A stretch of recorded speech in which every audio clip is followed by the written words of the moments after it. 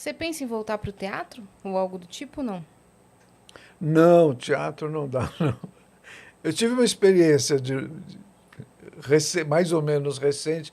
Eu escrevi uma peça, acho que era o Itaú que estava fazendo um projeto chamado Atores em Cena, Autores em Cena. Então era convidar pessoas da área da escrita, do conto, ou da história em quadrinhos para escreverem uma peça curta de teatro e encenarem. Ou eles mesmos ou com outras pessoas. E eu escrevi uma pecinha de teatro e encenei com o Rafael, meu filho. A gente fez isso lá no Itaú Cultural, tudo. Foi Foi engraçado. legal?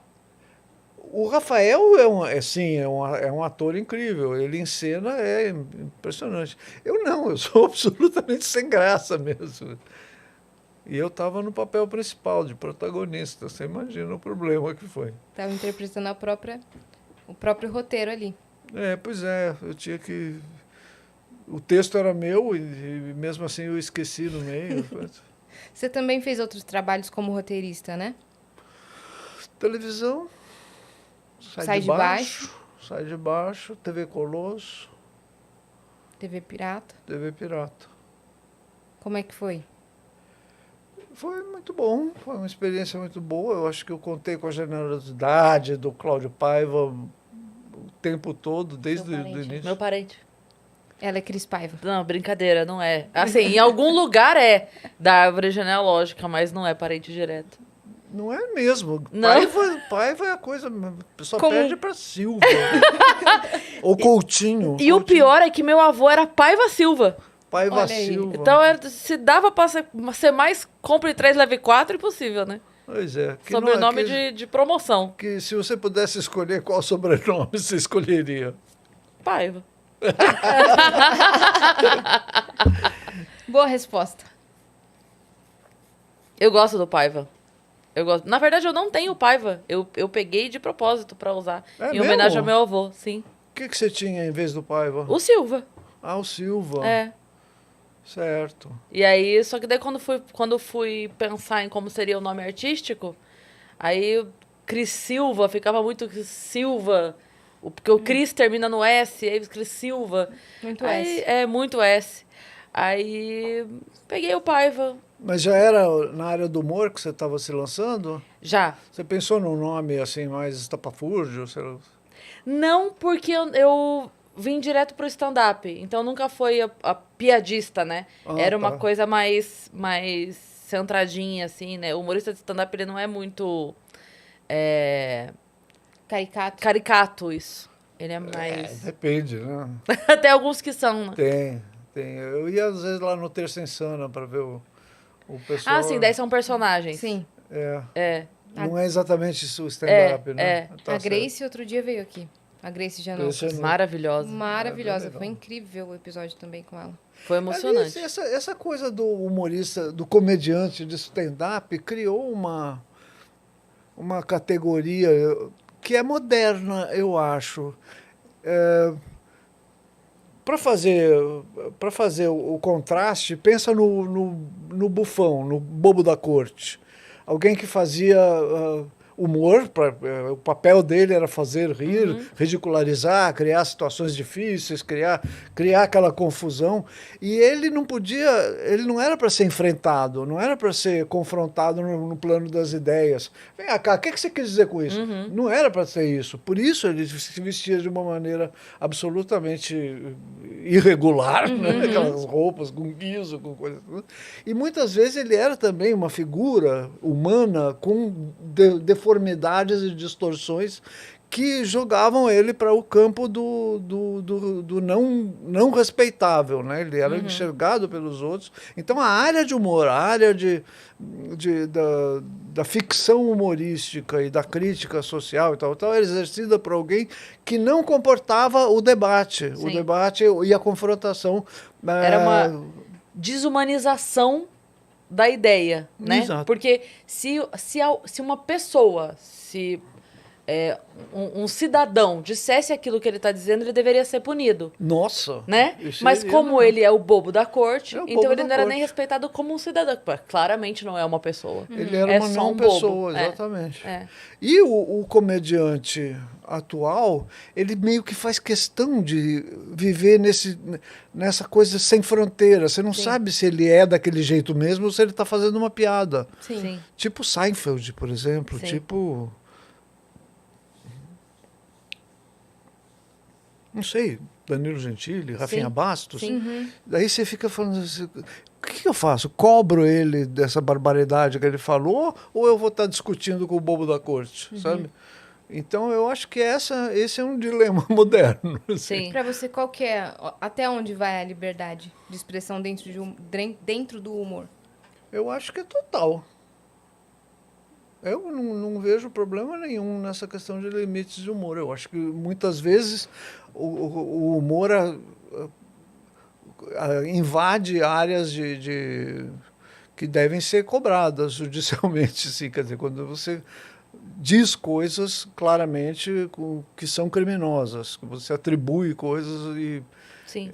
é possível isso também. Nem tudo é sutileza e dubiedade na linguagem humorística. Porque o humor, por ser humor, ele não é neutro, ele tem lados. Sim. Ele é emitido por pessoas que têm lados também. Sim. Então, muitas vezes, uma piada que aparentemente é neutra e só tonta, ela, na verdade, está entrando numa área de perigo e está causando prejuízo e precisa, sim, ser encarada como algo suscetível de uma abordagem de um advogado Sim, cuidar sim. daquilo. Sim. Alguma charge sua já te deu problema? Charge? Já deu, mas foi exagero da acusação. Uhum. Eu fui acusada de ser, como se chama? De ser injusta com o pessoal que estava pedindo fora Dilma, por exemplo. Porque eu fiz uma associação entre pessoas com camisetas fora Dilma, junto com policiais que eram suspeitos de acabar de sair de um massacre lá em Osasco. Tinha acabado de acontecer um massacre em Osasco e, ao mesmo tempo, estavam acontecendo manifestações na Avenida Paulista, onde pessoas confraternizavam com PM. Era uma moda, assim, para você fazer selfie com PM, né? Uhum. E o pessoal da chacina de Osasco era bem claramente associado à polícia, porque tinha toda a cara de vingança, de não sei o quê. Então eu fiz essa associação na charge. É uma associação audaciosa, vamos dizer assim, mas não é um crime, não é uma coisa assim. Uhum. Então, Tem uma de vez em frase quando que eu tem gosto isso. sempre de lembrar, que o Chico Anísio disse, lembra aquele quadro O Que Vida a Vida, que rolou um tempo no Fantástico? Não durou muito tempo não, mas era um quadro chamado O Que Vida a Vida e o Chico Anísio foi. E ele fala uma frase lá assim, o humor é irmão da poesia. O humor é quem denuncia. Eu não tenho a possibilidade de consertar nada, mas eu tenho a obrigação de denunciar tudo. O humor é tudo, até engraçado. E eu acho isso muito forte, porque a gente está o tempo todo jogando luz nos problemas e não necessariamente a solução está na nossa mão. Mas você apontar o problema, mostrar onde ele está, jogar luz no problema, para que outras pessoas enxerguem e, de repente, reflitam através do humor. Porque a comédia, ela sofre uma eu não vou dizer perseguição, mas ela tem uma preocupação maior, porque a comédia faz pensar, né? Então, as pessoas tentam abafar um pouco isso justamente porque a comédia mexe com O problema é que a comédia também faz não pensar. Como o objetivo do cômico, não só do humor, mas do cômico, é fazer rir, ele necessariamente vai trabalhar com ideias prontas. Você não faz uma piada apresentando ideias que são novidade para uma plateia. A novidade, é o olhar. A informação nova e estranha, ela não produz riso, ela produz um outro tipo de reação. Você produz o riso lá onde você encontra o eco do que você está propondo em termos de ideia. A cumplicidade, é a cumplicidade que produz o riso.